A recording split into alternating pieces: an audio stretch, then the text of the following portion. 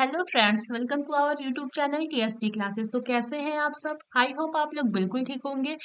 तो आज जो है हम वीडियो की सॉरी हिंदी की क्लासेस जो है कर रहे हैं। और आपकी ये यूपी टेलेट फर्स्ट सेमेस्टर का आज हिंदी का दूसरा क्लास है, यानी चैप्टर 1 का आज दूसरी क्लास है। ठीक, चैप्टर 1 का आज जो है दूसरी क्लास है। पिछली क्लास में हमने पढ़ा ध्वनि क्या होता है, स्वर क्या होता है, स्वर के कितने भेद होते हैं, ओठ की आकृति पे स्वर कौन कौन से होते हैं, ठीक, मात्रा और उच्चारण के आधार पर कौन कौन से स्वर होते हैं, जीभ की आकृति के अनुसार कितने सारे स्वर होते हैं, ठीक, जीभ के आधार पर यानी जिह्वा के आधार पर। तो ये सब हमने पिछली क्लास में पढ़ा है। अगर आपने क्लासेस नहीं की हैं तो आप चैनल के प्ले लिस्ट में जाइए। आपको वहां पे जितनी भी क्लास चल रही है सारी की सारी प्ले लिस्ट आपको मिल जाएगी। वहां से क्लासेस करिए, नोट्स बनाइए और जो है रिवीजन करते रहिए, ठीक, ताकि आप फर्स्ट सेमेस्टर में बिना बैक के अच्छे से पास हो पाए।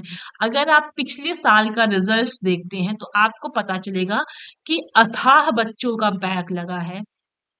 अथाह का मतलब यानी बहुत ही कम बच्चे पास हुए हैं, और वो भी बच्चे जो पास हुए हैं उनका भी 2 सब्जेक्ट में बैक लगा हुआ। तो आपके साथ ये बिल्कुल ना हो।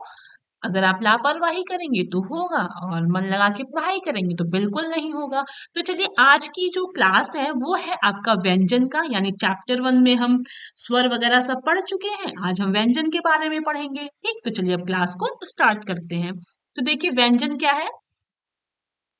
ये आपका वर्ण होगा, सॉरी यहाँ पे गलत लिख दिया है। गलत क्या, मात्राएं नहीं लगी हैं, देखिएगा। व्यंजन क्या होता है। तो व्यंजन वे वर्ण है, यानी व्यंजन वे वर्ण या अक्षर हैं जो स्वतंत्र रूप से ना बोले जा सके, ठीक, अर्थात जिनका उच्चारण स्वर की सहायता के बिना नहीं हो सकता, उन्हें व्यंजन कहते हैं। और हम लोगों ने स्वर में क्या पढ़ा था कि स्वर वे वर्ण हैं जो स्वतंत्र रूप से बोले जाते हैं और उनको उच्चारण करने में किसी भी अन्य वर्ण की आवश्यकता नहीं होती है। ये हम लोगों ने क्या पढ़ा था, स्वर में पढ़ा था। और व्यंजन क्या है कि व्यंजन वे वर्ण हैं जो स्वतंत्र रूप से न बोले जा सके, ठीक, और जिनका उच्चारण स्वर की सहायता के बिना नहीं हो सकता, यानी व्यंजन का जो उच्चारण होता है वो स्वर की सहायता से होता है, उसे हम व्यंजन कहते हैं।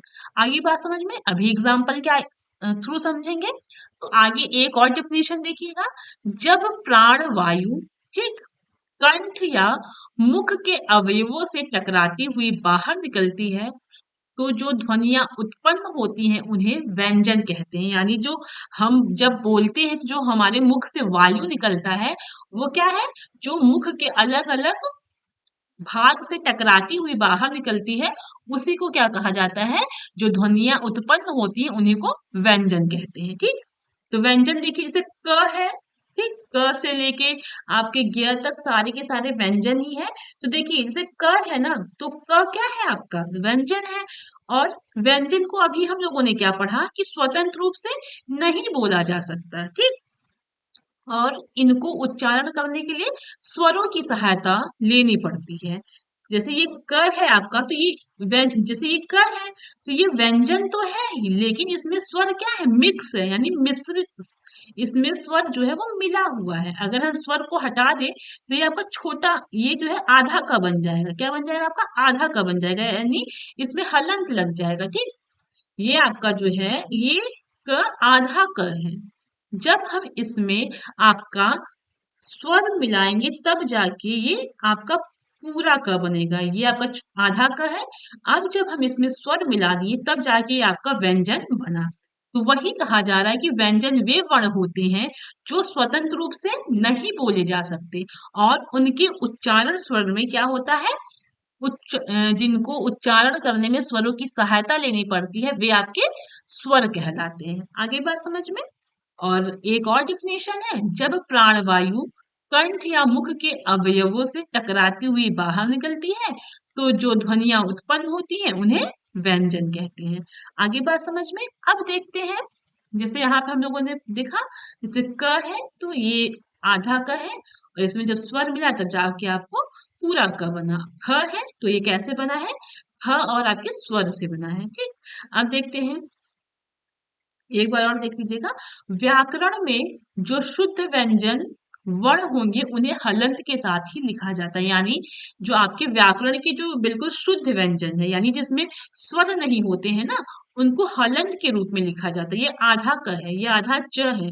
जब इसमें हम स्वर लगाएंगे तब जाके आपका पूरा क बनता है। तो वही कहा जा रहा है कि इन सबको क्या कहते हैं, आपके अर्धमात्रिक वर्ण कहते हैं। क्या कहते हैं, आपके अर्धमात्रिक वर्ण कहते हैं। अब हम देखेंगे कि व्यंजनों की संख्या कितनी होती है। स्वरों की संख्या कितनी थी, हम लोगों ने 11 पढ़ा था, और व्यंजनों की संख्या कितनी है आपकी, 33 है। ठीक।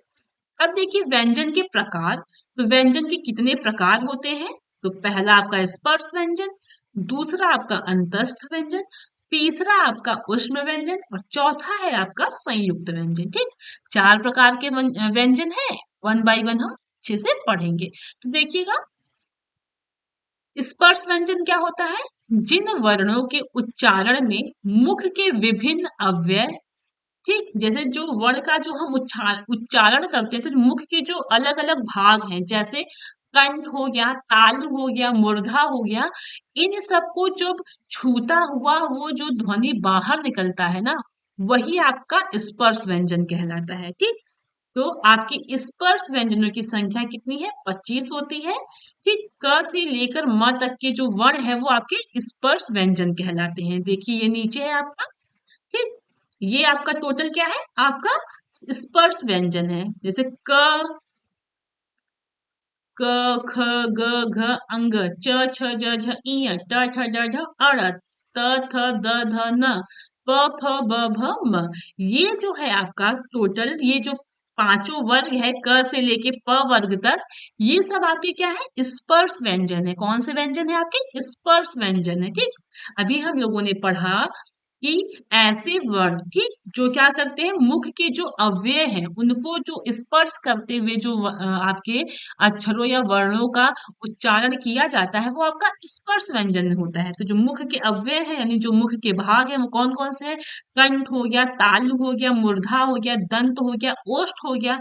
तो इन सब से टकराते हुए या स्पर्श करते हुए जो ध्वनियां निकलती हैं, उन्हीं को आपको क्या कहा जाता है? आपका स्पर्श व्यंजन कहा जाता है। ठीक।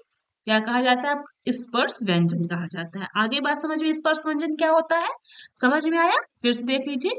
जिन वर्णों के उच्चारण में मुख के विभिन्न अवयवों, भागों यानी कंठ, ताल, मूर्धा, ठीक, आदि का स्पर्श होता है, उन्हें स्पर्श व्यंजन कहते हैं। स्पर्श व्यंजनों की संख्या कितनी होती है? 25 होती है। और क से लेकर, यानी क से लेके म तक, यानी क वर्ग जो है, च वर्ग, ट वर्ग, त वर्ग, प वर्ग, ये जो है आपके टोटल 5 वर्ग, वो आपकी स्पर्श व्यंजन है। टोटल कितना है? 25 है। देखिए ये जो वर्ग लिखा है ना, क वर्ग, इसका मतलब क्या है कि जो क में जितने भी आते हैं, क वर्ग क्या है? क, ख, ग, घ, अंग, ये आपका क्या है टोटल? ये क वर्ग है। ठीक। अब च वर्ग क्या कौन सा है? आपका च, छ, ज, झ, इय, ये आपका च वर्ग है। फिर ट वर्ग, तो ट, ठ, ड, ढ, अण, ये आपका क्या है? ट वर्ग है। ठीक। उसका त, थ, द, ध, न, ये आपका क्या है?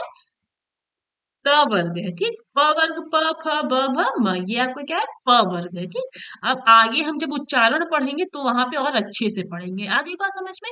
अब देखते हैं हम अंतस्थ व्यंजन क्या होगा, इसको समझिएगा। देखिएगा, अंतस्थ व्यंजन, ठीक, अंतस्थ व्यंजन। तो देखते हैं, उच्चारण के समय जो व्यंजन मुंह के भीतर ही रहे उन्हें अंतस्थ व्यंजन कहते हैं। यानी जब हम उच्चारण करते हैं तो वो व्यंजन ऐसा लगता है कि हमारे मुख के भीतर ही है, तो वो कौन सा व्यंजन कहलाता है? अंतस्थ व्यंजन। अंतस्थ से ही समझ में आ रहा है, अंदर की ओर। ठीक। अब यहाँ पे एक बार और देखिएगा। जिन व्यंजनों के उच्चारण में मुख के किसी भाग को नहीं छूती और हवा बिना रगड़ खाए मुख से बाहर निकल जाती है, उन्हें अंतस्थ व्यंजन कहते हैं। ठीक। जैसे उच्चारण करिएगा, य, र, ल, व। ठीक। क्या है आपका? य, र, ल, व, ये सब क्या है? आपके अंतस्थ व्यंजन है। तो य, र, ल, व में जब हम इनको उच्चारण करते हैं तो जो हवा होता है ना, वो मुख के किसी भी भाग को नहीं छूता है। यानी मुख के यहाँ पे हवा होगा। ठीक। हवा जो होता है आपका, हवा मुख के किसी भी भाग को नहीं छूता है, यानी ऐसे अक्षर या ऐसे वर्ण जिनका हम उच्चारण करते हैं तो वो मुख के किसी भी भाग को नहीं छूती है। और जो हवा होता है वो बिना रगड़ खाए, यानी किसी भी, जब आपके भाग को नहीं छुएगा तो रगड़ नहीं खाएगा, और बिना रगड़ खाए मुंह से बाहर निकल जाता है, वही आपका अंतस्थ व्यंजन कहलाता है। आगे बात समझ में। य र ल व अंतस्थ व्यंजनों की संख्या कितनी है आपकी? टोटल 4 है, ठीक। और य और व को अर्ध स्वर भी कहा जाता है, ठीक। इसको अभी हम आगे पढ़ेंगे। यहाँ पे आप बस ये देखिए कि अंतस्थ व्यंजन 4 होते हैं, य र ल व। अंतस्थ व्यंजन की संख्या 4 है, य र ल व। और ये नहीं है कि सिर्फ इन्हीं को आप पढ़िए, ये डिफिनीशन नहीं पूछता है कि अंतस्थ व्यंजन क्या है, इनकी संख्याएं कितनी है, उनका नाम लिखिए, ठीक। ये आप ऐसे डिटेल में पढ़िए, क्योंकि आपका एग्जाम में 2 नंबर का क्वेश्चन पूछता है, पूछेगा अंतस्थ व्यंजन क्या है, स्पर्श व्यंजन क्या है, ठीक। तो अब आते हैं हम, अगला पढ़ते हैं ऊष्म व्यंजन। क्या पढ़ेंगे? ऊष्म व्यंजन। तो ऊष्म व्यंजन क्या होता है उसको ध्यान से देखिएगा। जिन वर्णों के उच्चारण के समय हवा मुंह के विभिन्न अंगों से टकराए और सांस में गर्मी पैदा कर दे, उन्हें ऊष्म व्यंजन कहते हैं, ठीक। फिर देखिएगा अलग से, जिन वर्णों के उच्चारण में हवा रगड़ते हुए मुख से धीरे धीरे बाहर निकलती है, उन्हें ऊष्म व्यंजन कहते हैं। कहने का मतलब ये है कि ऊष्म व्यंजन क्या होता है, जब हम वर्ण या अक्षर का उच्चारण करते हैं तो जो वो हवा होता है ना, वो आपके जो है विभिन्न भाग को क्या होता है, छूता हुआ बाहर निकलता है, उसी को हम ऊष्म व्यंजन कहते हैं। और ये जो होता है आपका, जो हवा मुख के विभिन्न भागों से टकराती हुई जब बाहर निकलती है तो वो क्या करती है, सांस में गर्मी पैदा कर देती है, तो उसी को ऊष्म व्यंजन कहते हैं। ऊष्म मीन्स क्या होता है, गर्म।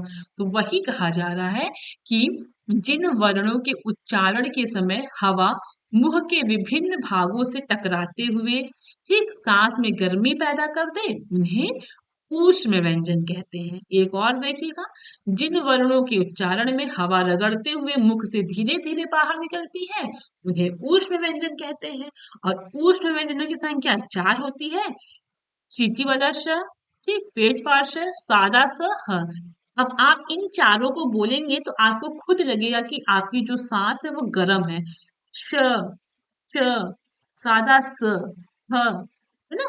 तो ये जो चारों है ये आपके ऊष्म व्यंजन है।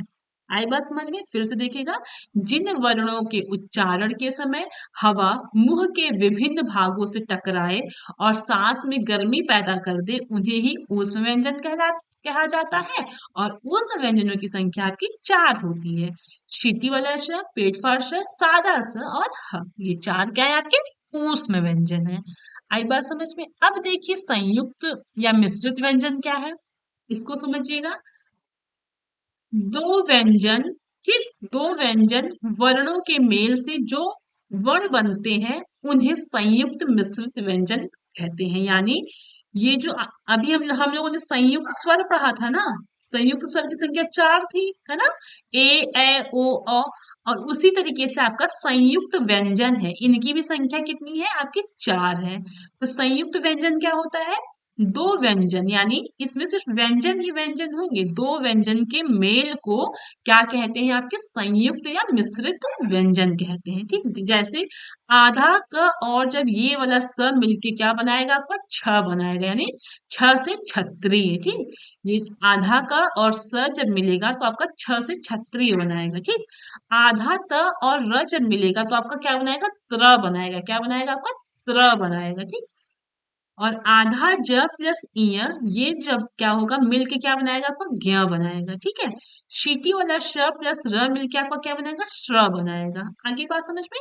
क और श मिलके छ बनाएगा, त प्लस र मिलके आपका त्र बनाएगा, और ज प्लस इय मिलके आपका ज्ञ बनाएगा, और श प्लस र मिलके आपका श्र बनाएगा। आई बात समझ में? एग्जाम में पूछता है आपका, ऑब्जेक्टिव में अभी सेकंड सेमेस्टर में ही पूछा था। ऐसे दे देगा आपका क प्लस स, ठीक, इसका संयुक्त क्या होगा, तो यहाँ पे 4 ऑप्शन दे देंगे, तो जो सही होगा आपको उस पर टिक करना होगा। 1 नंबर का क्वेश्चन ऑब्जेक्टिव में ऐसे पूछता है। कंफ्यूज बिल्कुल नहीं होइएगा, आधा क प्लस छ, आधा त प्लस र, त्र, आधा ज प्लस इय, ज्ञ, और आधा श प्लस र, श्र। ठीक। अगर एग्जाम में आता है संयुक्त या मिश्रित व्यंजन क्या होता है, तो आप इसको लिखिए और इसका चारों एग्जाम्पल लिखिए। ठीक। तब जाके आपको 2 नंबर पूरा मिलेगा। चाहे आपसे ऊष्म व्यंजन पूछे, चाहे आपसे संयुक्त व्यंजन पूछे, चाहे आपसे स्पर्श व्यंजन पूछे, चाहे आपसे अंतस्थ व्यंजन पूछे, आप उसका डेफिनेशन लिखिए और उसका एग्जाम्पल लिखिए। ठीक। तभी आपको 2 नंबर पूरे मिलेंगे। चलिए अब हम देखते हैं अयोग्यवाह क्या होता है। आई बात समझ में? अयोग्यवाह देख लेते हैं क्या होता है। अयोग्यवाह, ठीक। तो एक प्रकार के अयोग्यवाह जो है वो क्या है, एक प्रकार के चिन्ह होते हैं, ठीक, जिनका प्रयोग वर्णों के साथ किया जाता है। अयोग्यवाह कौन कौन से हैं आपके, अन और अह। ये क्या है, एक प्रकार के चिन्ह होते हैं जिनका कहाँ प्रयोग होता है, वर्णों के साथ होता है। ठीक। अयोग्यवाह की संख्या कितनी है, 2 है। ये जो आपका अन और अह है, ये आपका क्या है, अयोग्यवाह है। ठीक। इनको स्वरों की संख्या में गिनती नहीं होती है, इसीलिए स्वरों की संख्या 11 है।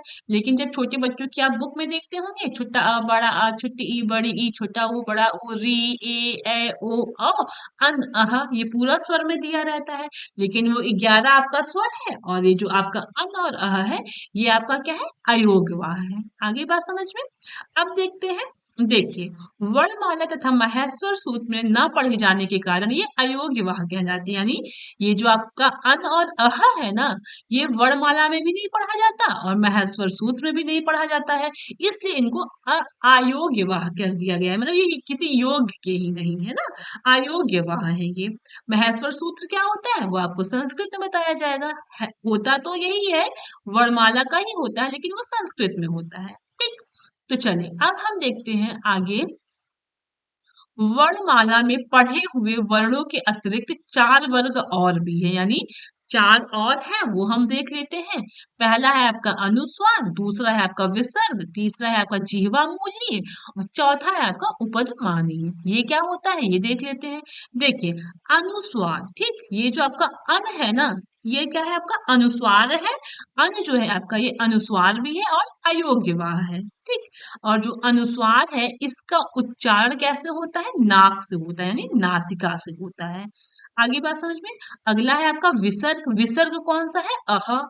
ये अन अह जो आपका अयोग्यवाह है, वो अन जो है वो अनुस्वार भी है, और जो अह है वो क्या है, विसर्ग भी है। और विसर्ग का जो उच्चारण स्थान है वो क्या है, कंठ है। ठीक। अब देखिए जिह्वा मूलीय क्या होता है। तो ये जो है ना आपका, ये जो है जिह्वा मूली है। ठीक। जिह्वा मूली है, इस ये जो सिंबल है, तो देखिएगा, क और ख के पहले, यानी सिर्फ ये क और ख के पहले ही होते हैं। ठीक। क और ख के पहले जो आधे विसर्ग के समान लिखा जाता है, उसे ही जिह्वा मूलीय वर्ण कहते हैं। आगे बात समझ में? अगला देख लेते हैं, उपधमानीय क्या होता है। तो उपधमानीय क्या होता है वो देखिएगा, प और फ के पहले जो आधे विसर्ग के समान लिखा जाता है, उसे उपधमानीय वर्ण कहते हैं। जब क और ख के पहले लिखा जाएगा आधा विसर्ग, तो जिह्वा मूलीय होगा, और जब प और फ के आगे आधा विसर्ग लिखा जाएगा, तो वो उपधमानीय होगा। आई बात समझ में? अब कुछ जो है 2-3 इंपॉर्टेंट चीज है उसको देख लेते हैं। ठीक। पहला है आपका उत्क्षिप्त व्यंजन। उत्क्षिप्त व्यंजन क्या होता है, देखिएगा। उत्क्षिप्त मतलब क्या होता है, फेंकना या उछालना। ठीक। जैसे जब आप ड ढ बोलते हैं, तो आपका जीभ ऐसा लगता है कि शब्दों को बाहर फेंक दे रहा है, इसीलिए इसको उत्क्षिप्त व्यंजन कहा गया है। ठीक है। तो उत्क्षिप्त व्यंजनों की संख्या कितनी है, 2 है। उत्क्षिप्त व्यंजन का प्रयोग शब्द के बीच में या अंत में होता है। आपका जो उत्क्षिप्त शब्द है या व्यंजन है, सॉरी, उत्क्षिप्त व्यंजन जो है, ये जो अक्षर हैं, वर्ण है, इनका प्रयोग हमेशा कहाँ होता है, शब्द के बीच में होता है। ठीक। या फिर शब्द के अंत में होता है। जैसे सड़क हो गया, डंडा हो गया, पढ़ना हो गया, ये सब क्या है, आपके उत्क्षिप्त व्यंजन है। इन्हीं को क्या कहते हैं, द्विगुण या तो फिर द्विगुण व्यंजन भी कहते हैं। आई बात समझ में? अब जो है आगे द्वित व्यंजन यहीं पे देख लीजिए, फिर कल जो है हम अगला जो है 2 टॉपिक है उसको हम अगली क्लास में पढ़ेंगे ताकि आपको वहां पे कंफ्यूजन ना हो। देखिएगा द्वित्व व्यंजन क्या होता है वो देख लीजिए। द्वित्व व्यंजन, ठीक, तो वो सभी व्यंजन जो दो समान व्यंजनों के संयोग से बनती है उन्हें द्वित्व व्यंजन कहलाता है, या वो द्वित्व व्यंजन कहलाता है। जैसे बच्चा, तो ये च और च ये जो आ रहा है ये आपका द्वित्व व्यंजन है, ठीक। दिल्ली यानी समान आए, एक छोटा एक बड़ा, ये समान आए तो वही आपका द्वित्व व्यंजन कहलाता है। जैसे दिल्ली, ठीक। शक्कर, ये आधा का और का आ रहा है। चक्कर, ये आधा का पूरा का आ रहा है। बिल्ली, आधा ल और पूरा ल आ रहा है, तो यही आपका द्वित्व व्यंजन है। क्या है ये आपका द्वित्व व्यंजन है। तो द्वित्व व्यंजन क्या है? वे सभी व्यंजन जो दो समान व्यंजनों के संयोग से बनते हैं उन्हें द्वित्व व्यंजन कहते हैं। आई बात समझ में? तो आज हम लोगों ने व्यंजन के बारे में अच्छे से पढ़ लिया। व्यंजन क्या होते हैं, व्यंजन के कितने प्रकार हैं, समझ में आ गया। अब हम मिलते हैं अगली क्लास में, वहां पे हम पढ़ेंगे कि वर्णों का उच्चारण स्थान क्या होता है, किस वर्ण को हम कैसे उच्चारित करते हैं, ठीक। तो चलिए मिलते हैं अगली क्लास में। अगर आप चैनल पे नए हैं तो चैनल को सब्सक्राइब करिएगा, अपने दोस्तों के साथ शेयर करिएगा, और क्लासेस कैसी लग रही कमेंट करके जरूर बताइएगा। तो चलिए क्लास को यही एंड करते हैं और फिर मिलते हैं अगली क्लास में। Okay, thank you.